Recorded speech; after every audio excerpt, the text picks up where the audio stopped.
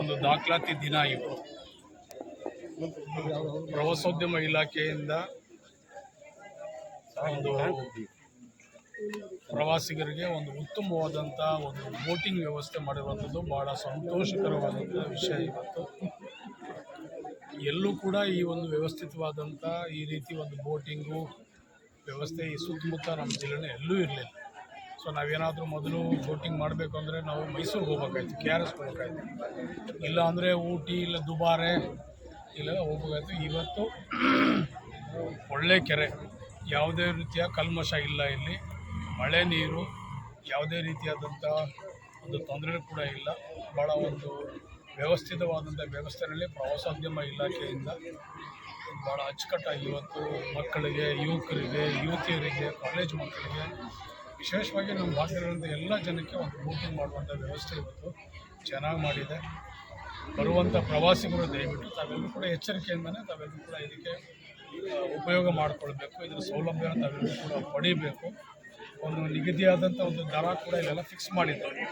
ಶಾಲಾ ಮಕ್ಕಳಿಗೆ ನಾವೆಲ್ಲೂ ಕೂಡ ಕಡಿಮೆ ಮಾಡಿ ಅಂಥೇಳಿ ನಾನು ಈಗಾಗಲೇ ಮನವಿ ಮಾಡಿದ್ದೀನಿ.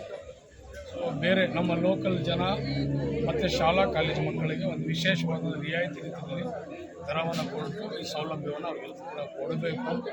ಸಾಯಂಕಾಲ 6:30ವರೆಗೂ ಇರ್ತದೆ. ಲೈಟ್ ಹಾಕಿದ ಮೇಲೆ 7:30, 8 ಗಂಟೆಗಳನ್ನು ನಾನು ಮಾನ್ಯ ಜಿಲ್ಲಾಧಿಕಾರಿಗಳಿಗೆ ಹೇಳಿದ್ದೀನಿ. SP ಅವ್ರಿಗೂ ನಾನು ಮನವಿ ಮಾಡಿದ್ದೀನಿ. 7 ಗಂಟೆ, 8 ಗಂಟೆ ಸಾಯಂಕಾಲದ ಎಲ್ಲರೂ ಕೂಡ ಈ ಪ್ರವಾಸಕ್ಕೆ ಭಾಳ ಇಷ್ಟಪಡ್ತಾರೆ. ಸಾಕಷ್ಟು ಇನ್ನೂ ಸ್ವಲ್ಪ ಅಭಿವೃದ್ಧಿ ಕೆಲಸಗಳೆಲ್ಲ ಮಾಡಬೇಕಾಗಿದೆ. ಒಂದಷ್ಟೆಲ್ಲ ಪ್ರವೇಶಿ ಇಲ್ಲೆಲ್ಲ ಜನಕ್ಕೆ ಇನ್ನೂ ಒಂದಷ್ಟೆಲ್ಲ ಬೇಕಾದಷ್ಟು ಕೂತ್ಕೊಳ್ಳುವಂಥದ್ದು, ಒಂದು ರೆಸ್ಟೋರೆಂಟ್ ಮಾಡುವಂಥದ್ದು, ಇಲ್ಲಿ ಯಾರಾದರೂ ತಂಗೋ ವ್ಯವಸ್ಥೆ ಇದ್ದರೆ ಬೇಕಾದ್ರೆ ಯಾರಾದರೂ ಕೂಡ ಪ್ರವಾಸಿಗರು ಯಾರಾದರೂ ಇರಬೇಕು ಅಂತ ಹೇಳಿದ್ರೆ ಅದು ಕೂಡ ವ್ಯವಸ್ಥೆ ಮಾಡುವಂಥದ್ದು. ಹಿಂಗೆ ಇನ್ನೂ 10 ಹಲವು ಅಭಿವೃದ್ಧಿಗಳು ಕೆಲಸ ಮಾಡಿದ್ರೆ ಪ್ರವಾಸೋದ್ಯಮ ಇಲಾಖೆಗೆ ಒಂದಷ್ಟು ಆದಾಯನೂ ಕೂಡ ಬರ್ತದೆ. ನಮ್ಮ ಅಧಿಕಾರಿಗಳು ಕೂಡ ಅದಕ್ಕೆ ಒಳ್ಳೆಯ ಒಂದು ಸ್ಪಂದನೆ ಕೂಡ ಕೊಟ್ಟಿದ್ದಾರೆ. ಸೊ ನಾನು ಸಂಬಂಧಪಟ್ಟ ಅಧಿಕಾರಿಗಳ ಜೊತೆ ಚರ್ಚೆ ಮಾಡಿ ಇನ್ನಷ್ಟು ಅಭಿವೃದ್ಧಿ ಕೆಲಸಗಳು ಈ ಭಾಗದಲ್ಲಿ ಮಾಡಿ, ಈ ಕೆರೆ ಮರಳವಾಡಿ ಭಾಗದಲ್ಲಿ ರಾವುತನ ಕೆರೆನೂ ಕೂಡ ಇದಕ್ಕೆ ನಮ್ಮ ಬೋಟಿಂಗ್ ವ್ಯವಸ್ಥೆ ಮಾಡಿಕೊಟ್ಟಿದ್ದಾರೆ. ನಲ್ಲಿಗುಡ್ಡೆ ಮಾಡಿದ್ದಾರೆ, ವೈಜಿಗುಡ್ಡೆ 4 ನಮ್ಮ ಜಿಲ್ಲೆಗೆ ಆಗಿದೆ. ಸೊ ಈಗಾಗಲೇ ನಾವು ಕಣವಾದಲ್ಲೂ ಕೂಡ ಮಾಡಿದ್ದೀವಿ.